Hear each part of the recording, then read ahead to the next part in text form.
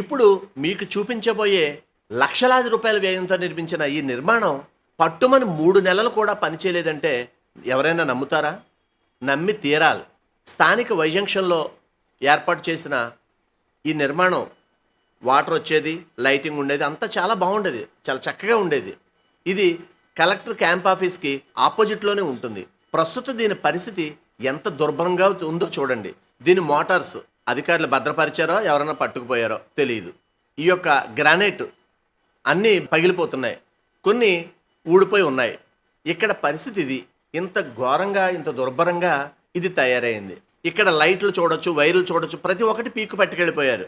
అయితే ఇక్కడ ఒక ఆసక్తికరమైన చర్చ ప్రజల్లో చాలా జోరుగా సాగుతుంది. అది నిజమైతే కనుక ఇది ఇలాగే వదిలేస్తారు, లేదు అది కాదు అంటే కనుక దీన్ని రిపేర్ చేస్తారు అని ప్రజలు అంటున్నారు. ఇంతగా చర్చ ఏంటి అనుకుంటున్నారా? లేదండి, చెప్తాను.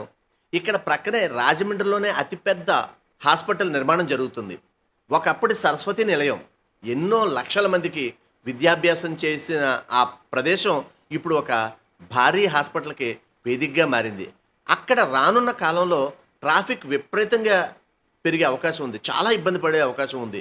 అందుకని ఆ హాస్పిటల్ వారికి ఇబ్బంది కలగకుండా దీన్ని నిర్వీర్యం చేసేస్తే కొన్నాళ్ళకి ఇది పూర్తిగా తొలగించి హాస్పిటల్ వారికి ఎటువంటి ఇబ్బంది లేకుండా చేయాలనేది నగరపాలక సంస్థ వారి లేదా వారికి సిఫార్సు చేసే అధికారుల ఆలోచన కావచ్చు అంటున్నారు. ఈ ఫౌంటైన్ చూడండి, ఇది మొత్తం ఈ ఏరియా అంతా కూడా కావాలనే ఎటువంటి ఇది చేయట్లేదు. అందులో అక్కడున్న మోటార్లు, లైట్లు సుమారుగా లేవు. మరి ఇది హాస్పిటల్ కోసం వీళ్ళు దీన్ని అశ్రద్ధ చేస్తున్నారన్నారా? లేదంటే పోతే ప్రజల సొమ్మే కదా, మాకేంటి, ఇంకో టెండర్ పెట్టి మళ్ళీ ఒక 50 లక్షలు, ₹1 పెట్టి మళ్ళీ ఇంకో నిర్మాణం చేయొచ్చని అనుకుంటున్నారా? ఇది $1 మిలియన్ ప్రశ్నగా మిగిలిపోయింది. సుమారుగా ఒక్కసారి మీరు ఈ వీడియో పూర్తిగా గమనించండి, అన్వాంటెడ్ కామెంట్స్ చేయకండి. ఇది ప్రజాధనం వృధా అయిపోతుందనే సదుద్దేశంతో, మన రాజమండ్రి నగరం బాగుండాలనే సత్సంకల్పంతో నేను ఇది ప్రసారం చేస్తున్నాను తప్ప వేరే స్వార్థం లేదు. అయితే సీసీ కెమెరాస్ కూడా ఇక్కడ ఉన్నాయి.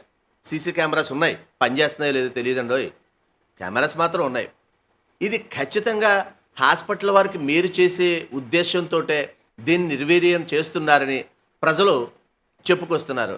దయచేసి గమనించండి. ఒక ముఖ్య మనవి, మేం ప్రసారం చేసే నిర్లక్ష్యం కార్యక్రమం ఏ ఒక్కరిని అవమానపరచాలని కానీ తక్కువ చేయాలని కానీ మా ఉద్దేశం కాదు. కేవలం రాజమండ్రి నగరం బాగుండాలని మా ఈ నిర్లక్ష్యం కార్యక్రమం ముఖ్య ఉద్దేశం. ఇలాంటి చాలా ఉన్నాయి, ఇంకా దాచాం కుప్పలుగా.